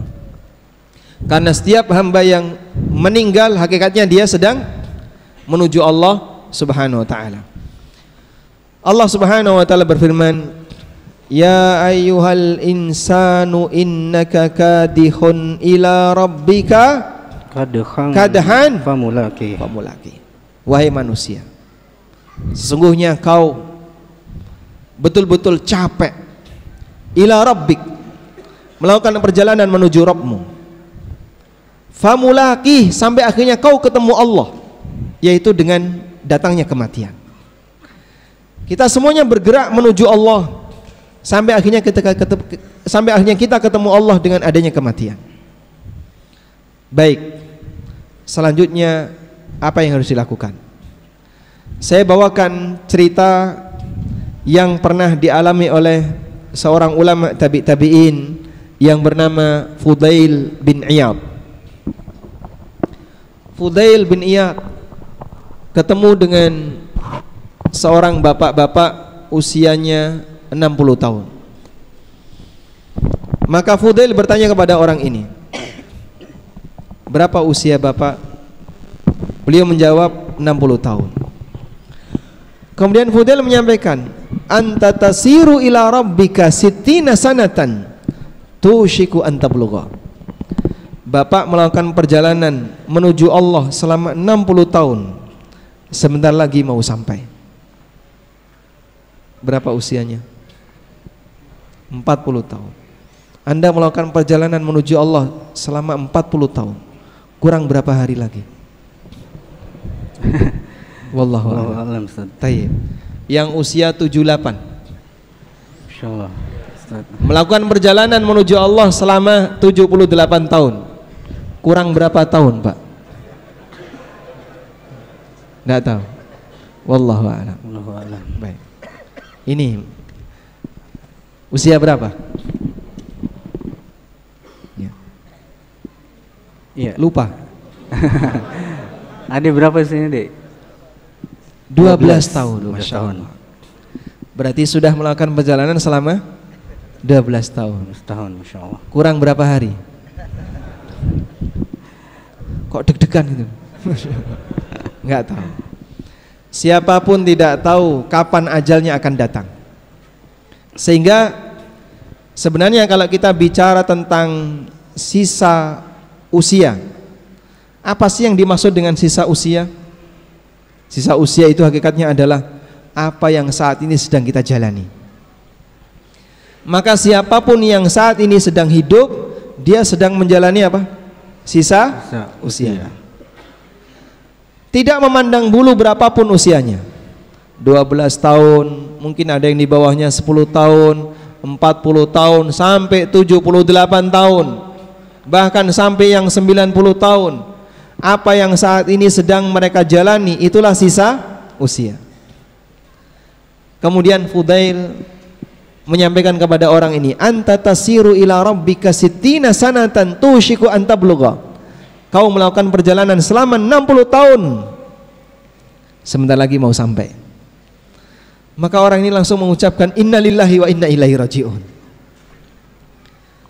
Lalu Fudail bertanya, "Arafta ma makna? Tahukah kamu apa makna innalillahi wa inna ilaihi raji'un?" Innalillah, kita ini milik Allah. Maka karena kita milik Allah, kita hanya beribadah kepadanya. Wa inna ilaihi raji'un, dan kita akan kembali kepada Allah. Fa inna mauqufuna indahu, maka kita akan berdiri di hadapannya. Wa inna mas'ulun, dan kita akan ditanya oleh Allah. Fal yu'id lil mas'alati jawaban, Oleh karena itu siapkan jawaban pertanyaan Allah Subhanahu wa taala. Orang ini makin gemeteran. Lalu dia tanya kepada Fudail, "Famal hila?" Terus gimana caranya agar saya bisa selamat ketika ditanya oleh Allah Subhanahu wa taala? Kemudian Fudail menyampaikan sebuah pesan layak untuk ditulis dengan menggunakan air mata. Apa yang disampaikan oleh Fudail? Tuhsin fima baqiya yughfar laka ma madha fa innaka in asa'ta fima baqiya ukhitta bima baqiya wa bima madha. Hafal insyaallah? Yang hafal angkat tangan. Baik, saya ulangi sekali lagi ya. Yang hafal dapat hadiah. Fudail bin Iyad memberikan pesan, tuhsin fima baqiya yughfar laka ma madha fa innaka in asa'ta fima baqiya ukhitta bima baqiya wa bima madha. Baik, Mayyu'id, ada yang bisa ngulang? Nah, santri, ada yang bisa ngulangi? Sekarang saya terjemahkan. Berbuat baiklah di sisa usiamu, maka akan diampuni kesalahanmu di masa silam. Fa innaka in asa'ta fima baqiya, karena kalau kau masih bertindak jahat di sisa usiamu, ukhitta bima baqiya wa bima madha, kau akan disiksa, dihukum oleh Allah dengan kesalahanmu di masa silam dan di masa mendatang.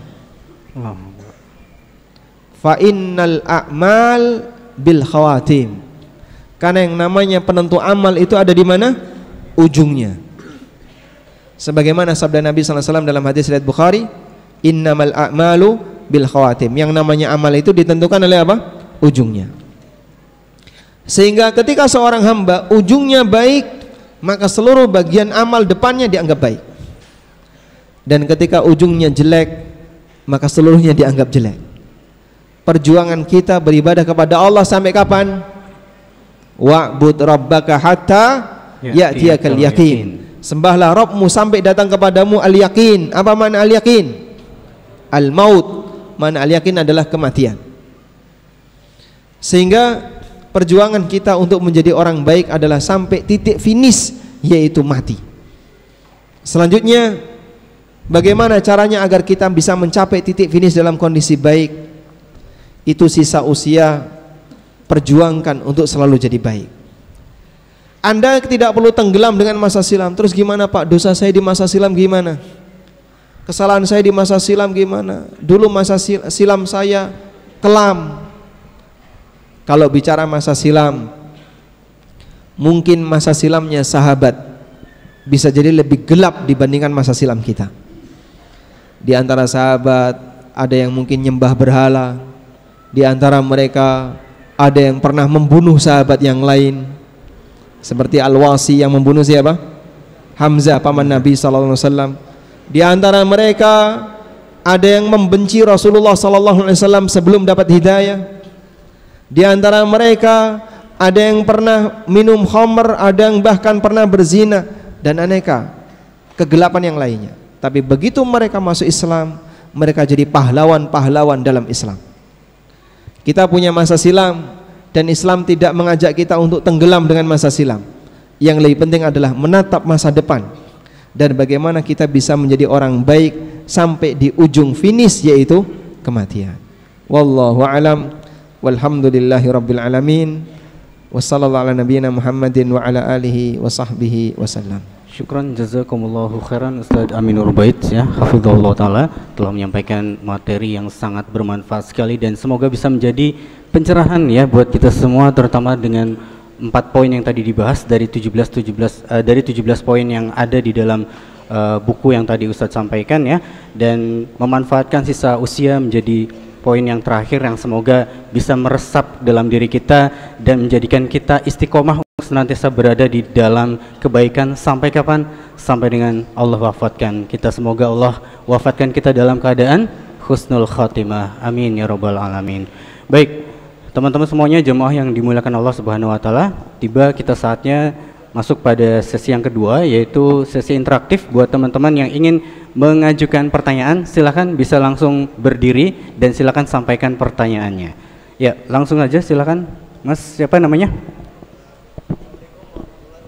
Waalaikumsalam warahmatullahi wabarakatuh.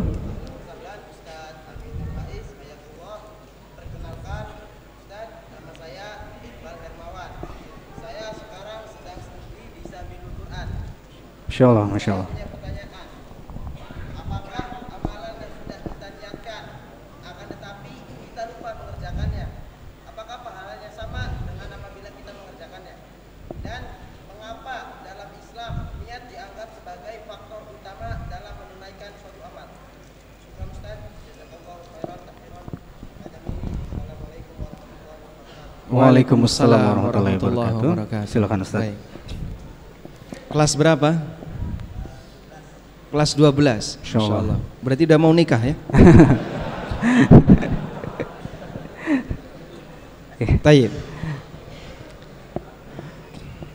Apakah ketika kita punya niat sesuatu lalu kita lupa mengamalkannya, kita akan dicatat dapat pahala? Kadang niat itu berubah.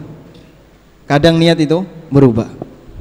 Sehingga ketika niat itu berubah, maka yang bersangkutan tidak lagi mendapatkan pahala.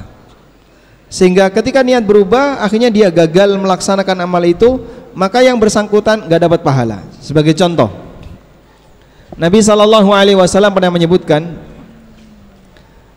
man ata firasyahu thumma nawa ayyakuma minal lail. Barang siapa yang dia ketika mau tidur punya niat untuk tahajud, faqalabathu aina, lalu dia terkalahkan oleh matanya, akhirnya nggak bisa bangun, nggak bisa melek. Kutibat lahu ala manawa, maka dia dapat pahala, dicatat untuknya sebagaimana apa yang dia niatkan. Wa kana naumuhu shadaqatan alaih. Lalu kata Nabi SAW, tidur yang dia lakukan itu menjadi sedekah baginya. Tapi dalam prakteknya banyak orang yang kadang berubah niat. Orang kalau punya niat mau tahajud, apa yang dia lakukan? Dia akan persiapan. Dia pasang alarm, ya. Dia pasang apa lagi? Waker dan seterusnya. Dia persiapan. Dia pasang itu alarm, bahkan jadi daily alarm. Alarm harian. Jam 3 nyala. Udah? Begitu alarm nyala jam 3, lalu dia bangun, pertama kali yang dilakukan apa? Apa pertama kali yang dilakukan? Matikan alarm.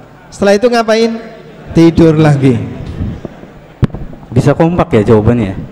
Bisa kompak itu? Karena pengalaman kita bersama. Pengalaman kita bersama. Masya Allah, Masya Allah. Pada waktu dia melakukan seperti ini, dia berubah niat. Sehingga pada waktu dia bangun karena alarm nyala, lalu dia matikan, dia tidur lagi, niatnya berubah. Sampai akhirnya kebablasan, gak dapat tahajud.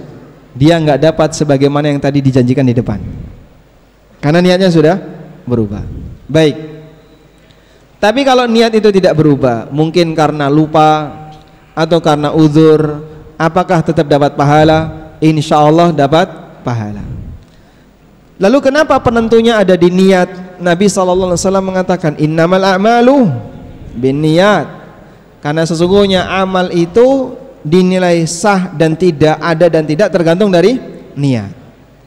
Sehingga niat ini seperti ruhnya amal. Dialah yang mengawali pertama orang itu mau berbuat taat ataukah berbuat jahat.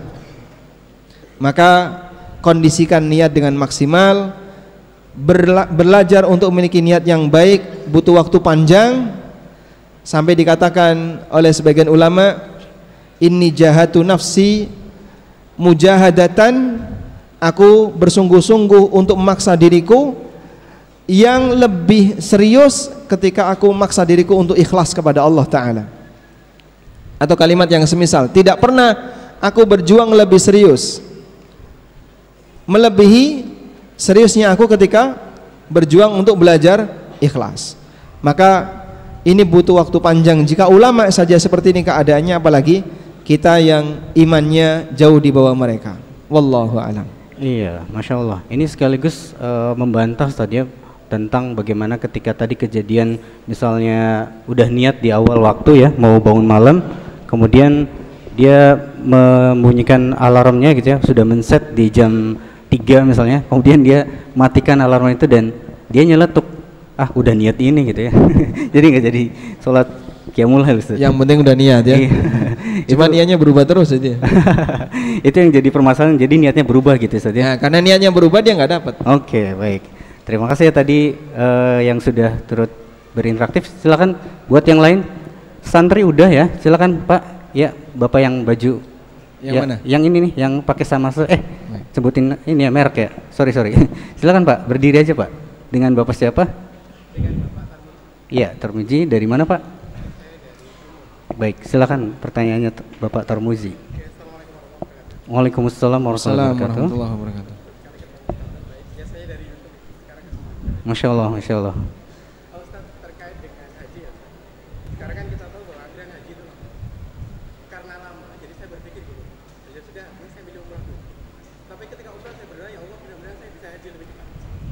Nah, sekarang kalau saya punya uang, sekarang lagi langsung saya punya istri, saya punya orang tua juga punya kakak, mana yang saya dulukan untuk umrah?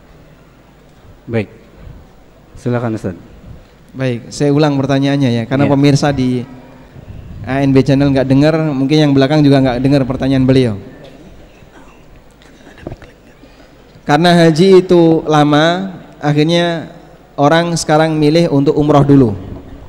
Nah, saat umroh dia sekaligus berdoa kepada Allah agar nanti bisa berangkat haji lebih cepat. Selanjutnya pertanyaannya, jika kita punya istri, orang tua, dan kakak, siapa yang harus kita umrohkan duluan? Jawabannya tiga-tiganya. Duitnya nggak cukup Pak Ustadz, bisanya hanya salah satu. Kalau bisanya hanya salah satu, wallahu alam. Pertama kita perlu melihat umroh itu bagian dari nafkah atau tidak. Dan pendapat yang benar, umroh bukan bagian dari nafkah. Karena umroh bukan bagian dari nafkah, maka tidak ada kewajiban bagi suami untuk mengumrohkan istrinya. Sudah? Sehingga suami yang mengumrohkan istrinya itu murni hadiah. Hadiah dari seorang suami kepada istrinya untuk umroh. Nah, kalau sudah berbicara hadiah, pertanyaannya adalah siapa yang lebih berhak untuk mendapatkan hadiah? Apakah orang tua ataukah istri? Kalau pertanyaan siapa yang lebih berhak mendapatkan nafkah, jawabannya istri. Bahkan istri itu lebih didahulukan daripada orang tua dalam urusan nafkah. Tapi kalau pertanyaannya siapa yang lebih didahulukan dalam mendapatkan hadiah, orang tua ataukah istri? Jawabannya orang tua lebih didahulukan. Karena itu bagian dari bentuk kebaktian. Dipahami ya? Wallahu a'lam. Sedangkan kalau kakak itu orang lain. Kita tidak wajib memberikan nafkah dan juga tidak ada kewajiban ngasih hadiah kepada beliau. Wallahu a'lam. Baik, terima kasih Ustaz. Jazakumullahu khairan atas jawabannya ya. Demikian tadi buat Bapak Tarmuzi ya. Silakan yang lain yang ingin bertanya. Ya, kita mohon izin untuk maju ke depan saja ya yang ingin bertanya. Ya, siapa Bapak ini? Silakan Pak, bisa maju ke sini Pak. Mohon maaf. Dengan panitia mungkin mohon dibantu untuk menyampaikan mikrofonnya. Ya, silakan. Dengan Bapak siapa Pak? Asal dari mana? Dengan Bapak, dengan dipakai aja Pak. Iya. Assalamualaikum warahmatullahi wabarakatuh. Waalaikumsalam warahmatullahi wabarakatuh. Nama saya Ardi dari Plumbon. Menanyakan tentang niat ya. Kalau kita niat kebaikan itu kan sudah niatnya dapat pahala. Tapi kalau niat kejahatan kan tidak ditulis dulu ya, kalau saya dengar dari hadis tuh. Tapi dalam surah Al-Baqarah yang terakhir, wa in tubdu ma fi anfusikum aw tubduhu yuhasibukum bihillah. Jadi apapun yang engkau tampakkan ataupun yang engkau sembunyikan, yakni yang niat itu akan dihisab oleh Allah. Ini apakah semua itu akan dihisab, baik itu niat yang buruk ataupun yang baik, ataupun amal-amalan yang belum kita laksanakan, apakah semuanya akan dihisab atau hanya niat yang baik saja? Begitu. Baik. Ya. Terima kasih ya. Silakan Ustaz.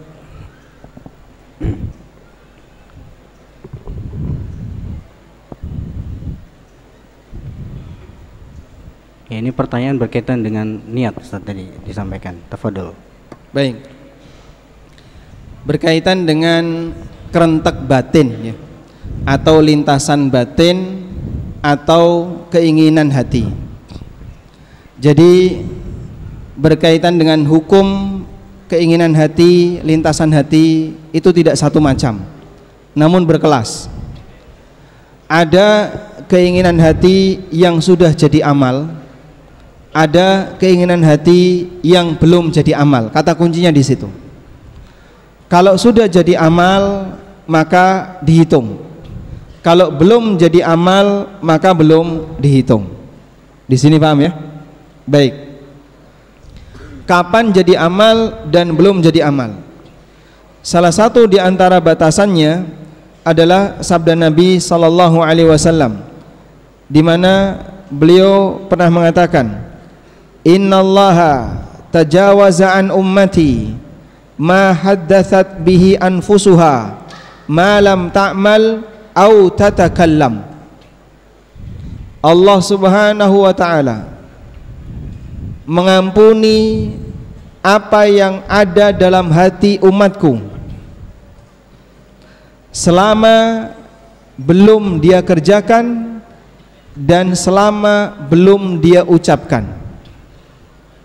Sehingga kerentak hati, lintasan batin bisa menjadi amal meskipun tidak berwujud perbuatan, tapi dihitung sebagai amal hati apabila ada upaya pelaksanaan, dan yang kedua sudah dia ucapkan. Baik. Oleh karena itu makna dari firman Allah Subhanahu wa taala, wa in tubdu ma fi anfusikum aw tukhfuhu yuhasibukum bihillah, yang kau sembunyikan dalam hatimu atau yang kau tampakkan dalam perbuatan lahiriah, semuanya akan dihisab oleh Allah. Ketika ayat ini turun, syaqqa dzalika ala ashabin Nabi sallallahu alaihi wasallam. Ini membuat berat para sahabat Nabi sallallahu alaihi wasallam. Sehingga pada waktu ayat ini turun, sahabat merasa, kami enggak sanggup ya Rasulullah. Maka Nabi sallallahu alaihi wasallam mengatakan, ataquluna kama qalat Banu Israil? Apakah kalian mau mengucapkan seperti yang diucapkan oleh Banu Israil? Sami'na wa asaina, kami dengar tapi kami durhaka. Qulu amanna, sami'na wa ata'na. Ucapkanlah sami'na wa ata'na. Faghfir lana rabbana, dan ampunilah kami ya Allah atas kesalahan yang kami lakukan. Baik. Dan ini berlaku bagi kerentak batin yang belum terwujud dalam ucapan maupun usaha amal. Oleh karena itu, kalau ada orang yang punya niat buruk lalu dia ucapkan, maka terhitung dosa meskipun belum berhasil dia wujudkan. Misal, ada orang punya rencana untuk maling, dia pengen ngambil barangnya si A, lalu dia cerita sama temennya, saya itu punya rencana, gimana ya caranya bisa ngambil mangga itu. Meskipun dia belum mewujudkan untuk mengambil mangga itu. Sudah terhitung dosa belum? Sudah terhitung dosa belum? Sudah. Kenapa? Sudah dia ucapkan. Dalam hadis dari Abu Kabsyah Al-Anmari radhiyallahu anhu, Rasulullah sallallahu alaihi wasallam pernah bersabda, "Innamad dunya li arba'ati nafar." Dunia itu hanya dimiliki oleh 4 jenis manusia. Lalu Nabi SAW menyebutkan kombinasi antara ilmu dan harta. Lalu beliau menyebutkan rajulun razaqahullahu ilman wa mala wa rajulun razaqahullahu ilman wa la mala. Ada orang yang diberi oleh Allah ilmu dan harta. Orang kedua diberi oleh Allah ilmu tapi tidak diberi harta. Orang ketiga wa rajulun razaqahullahu malan wa la ilma. Ada orang diberi oleh Allah harta tapi enggak punya ilmu. Lalu kata Nabi SAW, orang ini fawwayah bitu malahu fi maksiatillah, dia habiskan hartanya untuk bermaksiat kepada Allah. La yattaqi fihi rabba wa la yasilu bihi rahimah wa la ya'lamu fi haqqi wa la ya'lamu fillahi haqqah. Tidak dia gunakan untuk bertakwa kepada Allah, tidak dia gunakan untuk nyambung silaturahmi, dan dia tidak tahu kewajiban apa yang harus dia tunaikan terhadap hartanya. Kata Nabi SAW, fahum bi akhbathil manazil, ini orang yang paling jelek derajatnya, karena dia punya potensi tapi potensinya untuk kejahatan. Orang yang keempat, wa rajulun lam yarzuqhullahu malan wala ilma, ada orang yang enggak dikasih oleh Allah harta dan enggak dikasih ilmu.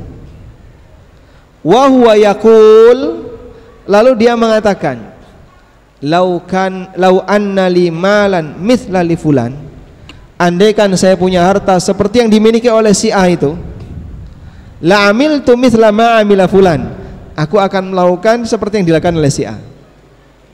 Kalau saya punya duit Pak, saya mau ngundang konser dangdut di kampung ini Pak,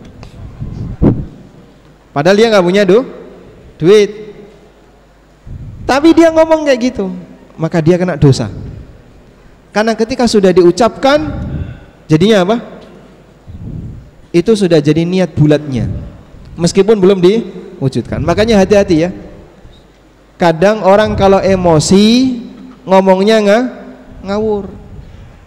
Misal ya, ada santri misalnya disikapi nggak baik sama temennya, terus dia marah, dia emosi, terus dia bilang sama temennya, andaikan saya bukan anak pondok, tak bunuh dia. Masya Allah. Sampai apa? Mau membunuh temannya. Atau misalnya jengkel, kadang ada orang yang tiba-tiba keluar dari kantor apa gitu, terus dia marah, kalau bukan karena kriminal tak obrak-abrik kantor ini. Kapan itu? Saat dia sedang emosi, tercatat sebagai amal. Walaupun mungkin dia tidak akan mewujudkannya, tapi ketika orang punya keinginan tertentu sampai dia ucapkan, itu bisa berbahaya. Oleh karena itu dalam hal ini waspadalah dengan ucapan. Bisa jadi ada orang yang nggak sadar mengucapkan hal tertentu, ternyata itu jadi amal buruk baginya. Wallahu a'lam. Baik, terima kasih Ustadz atas jawabannya ya. Mungkin silakan satu lagi aja. Ustadz aja yang milih, Ustadz. Siapa Ustadz di antara jamaah yang mau bertanya? Silakan. Yuk, satu, dua, tiga. Satu. Ya. Mana lagi? 2, 3. Sebelah sini belum? Iya. Berarti yang sini atau yang sana? Sini atau sana? Sweet. Bismillah ya. Saya pilih berdasarkan usia. Usia berapa bro? 60. Lebih mendesak ya. Masya Allah. Usia 60 menuju Allah sudah di usia 60 ya. Hampir saja mau sampai. Lebih mendesak. Baik, ke depan Pak, silakan Pak. Iya, silakan. Barakallah baik. Dipakai dulu Pak, silakan. Nah. Nama saya Abu Akil Ustaz. Pertanyaannya tentang amalan waktu di masa muda, tentang sholat, sedekah, saum akan berpengaruh di masa tua ketika lemah ya Ustaz. Nah permasalahannya ketika masa muda itu sholat, saum tidak dengan ilmu, tidak dengan dalil. Apakah masuk dengan dalil yang Ustaz sampaikan tadi? Jadi niatnya itu bisa dimasukkan gitu dengan kebiasaan waktu muda itu. Baik, masya Allah.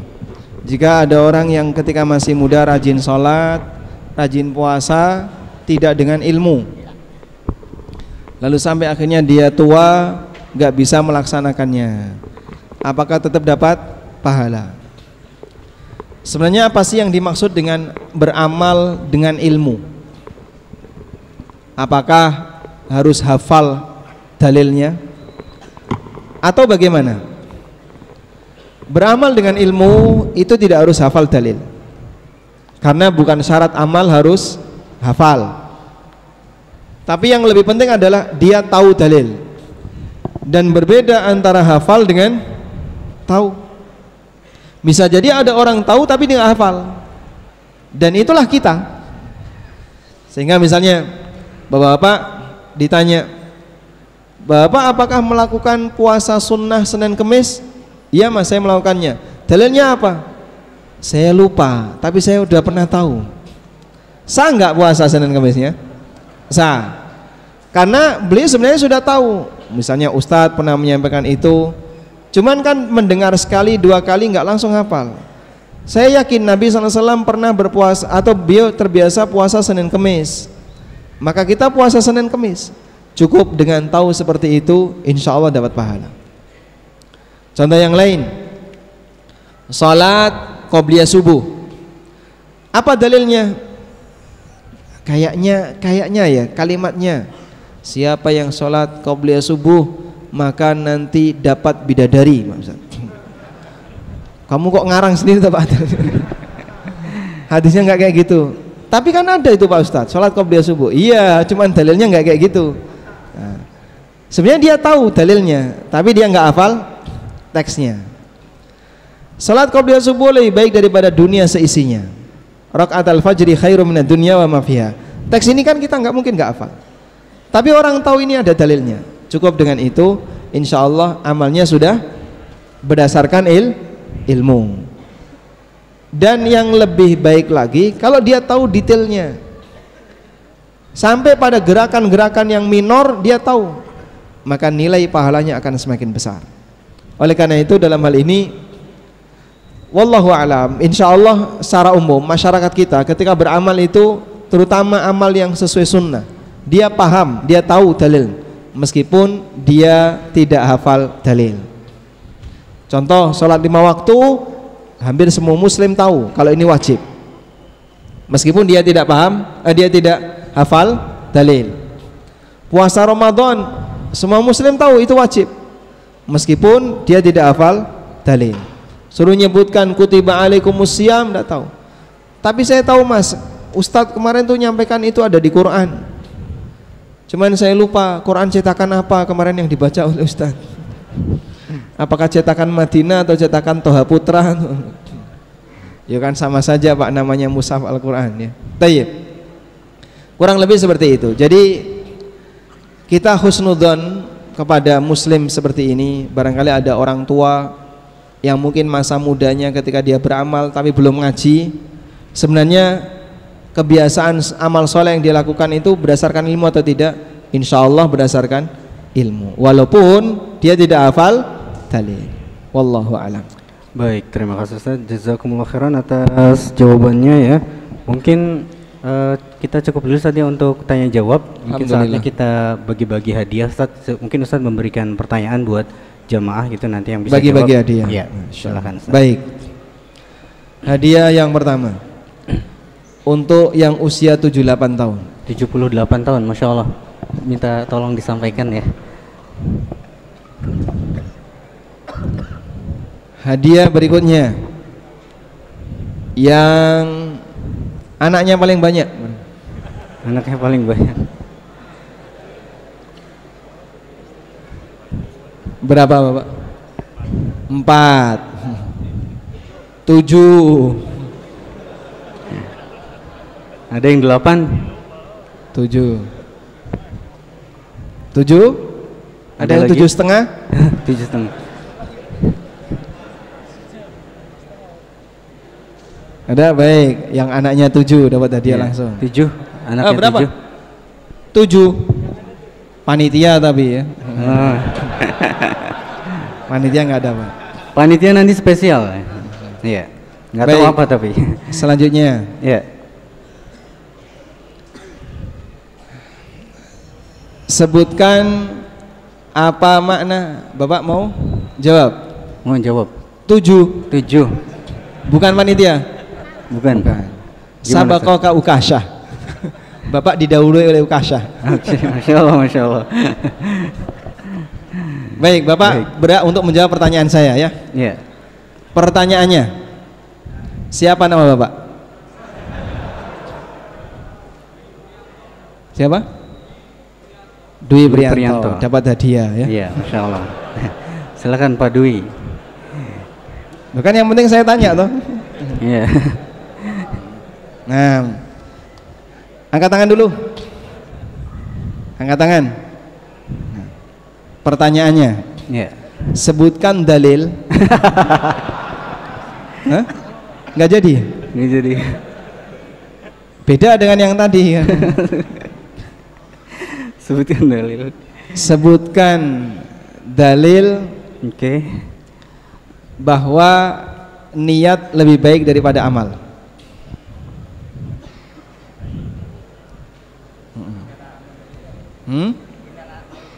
Innamal a'malu bin niat. Baik, nggak apa-apa ya, nggak dapat apa-apa. hadiah. Masya Allah. Yang penting jawab Ustaz ya.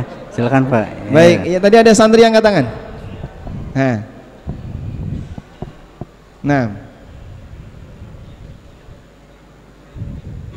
itu ungkapan niatul mu'min khairu min amali, dan itu bukan dalil, bukan hadis. Yang hadis yang mendukung ini apa?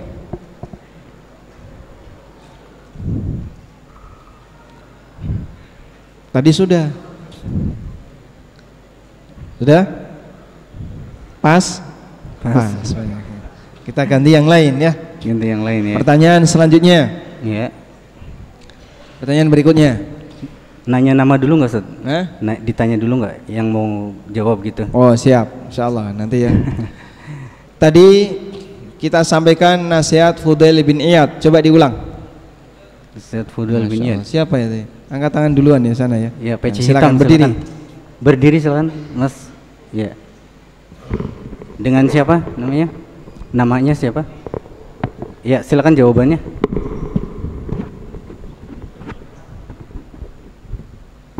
Enggak sampai. Nasihat Fudail bin Iyad. Enggak apa langsung. Biar cepat. Ayo. Ya, silakan.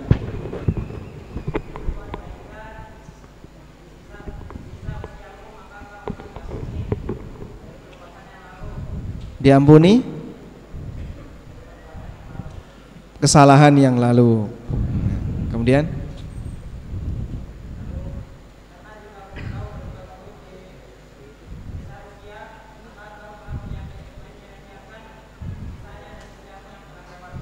maka kau akan menyia-nyiakan. Salah atau benar ini? Hah? Oh, yang dicatat kayak gitu. Baik.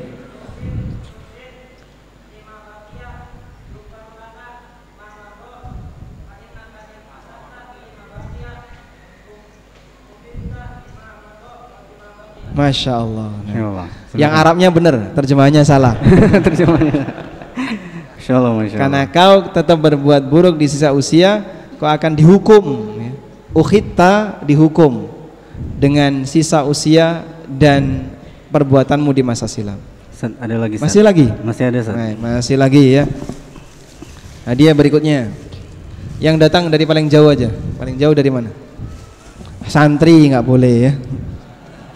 Nanti santri luar Jawa. Brebes. Brebes. Hah?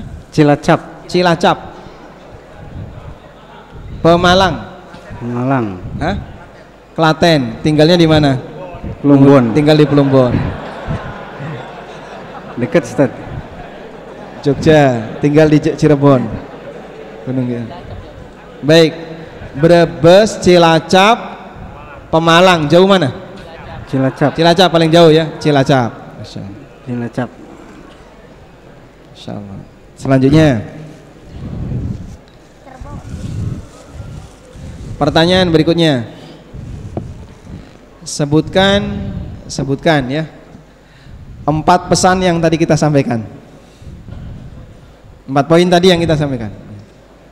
Ini panitia bukan? Panitia enggak boleh. 1, jaga niat baik. 2, 3,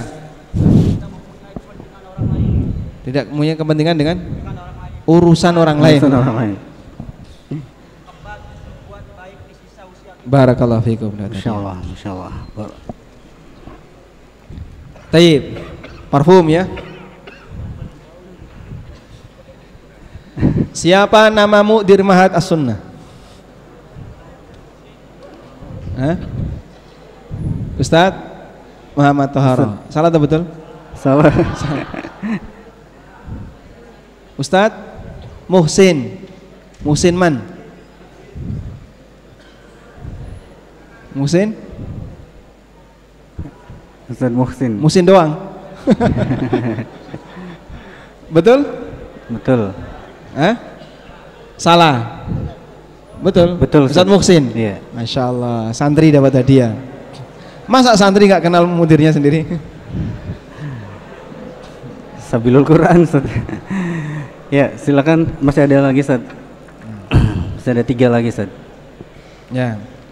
Ini banyak Apa sekali ini? hadiahnya, capek.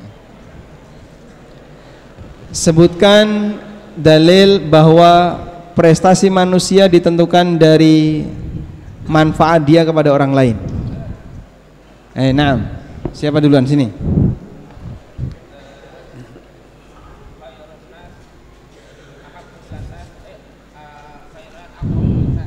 Khairun nas anfa'um linnas. Yang tadi hadisnya gimana? Ahabbun nasi. Barakallahu fiik, dapat tadi ya. Insyaallah, silakan. Ya. Ini apa ini? Kaos kaki. Ini apa ya, Ustaz? Ini apa katanya? Enggak tahu. Kaos kayaknya, kaos. Kaos kaki. Ya, ada 2 lagi, Ustaz. Berikutnya, yang datang paling awal.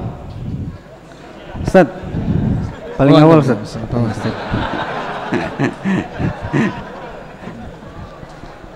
Selanjutnya,